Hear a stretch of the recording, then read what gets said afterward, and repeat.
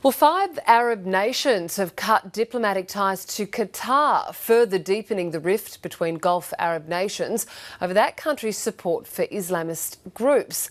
Associate Professor Andreas Krieg is from King's College London and he joins me now on the phone. Thank you very much for your time, Andreas. Hello. Yeah, thank you.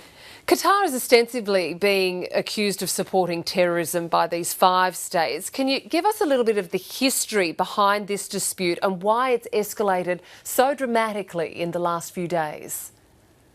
Yes.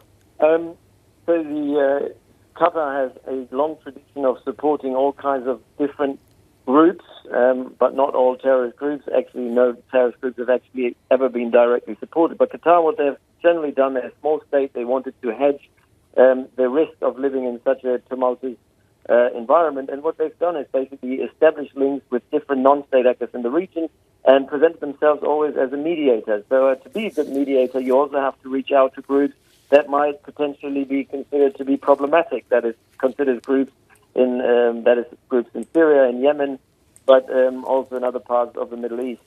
And some of them are now being considered to be terrorist organizations by others, particularly the United Arab Emirates and also Saudi Arabia. But that has not traditionally been the case. This dispute that we're seeing now has been going on for at least the last 5 years, and we have seen already an escalation of this in 2014, whereby most of the ambassadors were withdrawn from Doha. They have returned in the meantime, and Qatar was able to expand these relationships with the UAE and Saudi Arabia. But over the last couple of months, this relationship has deteriorated again, particularly in face of the pressure that's been put upon the Gulf countries from the Trump administration, who obviously want these Gulf countries to take a more firm stance against terrorism, against the financing of non-state actors across the Middle East. And so both Saudi Arabia and the UAE want to appeal to this new Trump administration and present themselves as countries, as potential allies and partners for the Trump administration. And they can't have their neighbor Qatar continuously supporting these non-state actors. Although in the past, many of the countries have relied on the links that Qatar has with different state actors, some of them being Hezbollah, some of them being Hamas, others are linked to the Muslim Brotherhood across the Middle East. And these are very important relationships that Qatar has maintained, and many countries, including Western countries, have relied on Qatar to have these relationships. And now, suddenly, over the last couple of weeks, particularly the last 2 weeks, we've seen this massive escalation that has now ended in the withdrawal of these ambassadors and, more importantly, the establishment of sanctions against Qatar, which kind of cuts Qatar off from the rest of the Gulf. Now, Qatar says it's not likely that this will impact on the normal lives of the citizens and residents there, but transport ties have been cut. The UAE has given Qatari diplomats 48 hours to leave the country. UAE Airlines, Etihad, Emirates, Fly Dubai say they'll suspend all flights. What sort of ramifications and repercussions will this have in the Gulf and indeed for geopolitics?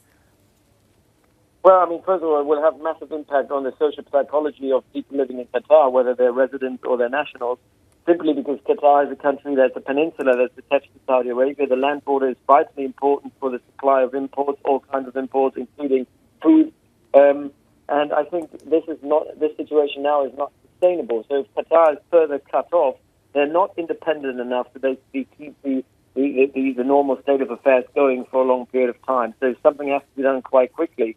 But in general, the GCC was moving, or it's always claimed to move in the direction of further integration, creating a almost European Union-like 6-state union, and we're now further away from this than we've ever been. I think this type of escalation should not happen between friends and allies, and we've seen that now. And I think for the wider plan for the Trump administration to now use the Gulf as a proxy to fight against Iran and to contain jihadism and the spread of other extremist form of Islamism is basically now quite severe, because I don't think the Trump administration now can rely on on the Gulf as a unitary actor, because they're not a unitary actor anymore, and Qatar has always been a very important partner in the Gulf. Now, by isolating them, and with Qatar having problems with both Saudi and the UAE, I see a lot of problems for Trump's vision to use the Gulf as a stable partner in implementing or achieving US interest in the region. A very tenuous situation in the Gulf at the moment. Thank you very much for your time. Associate Professor Andreas Krieg from King's College in London. Thank you very much.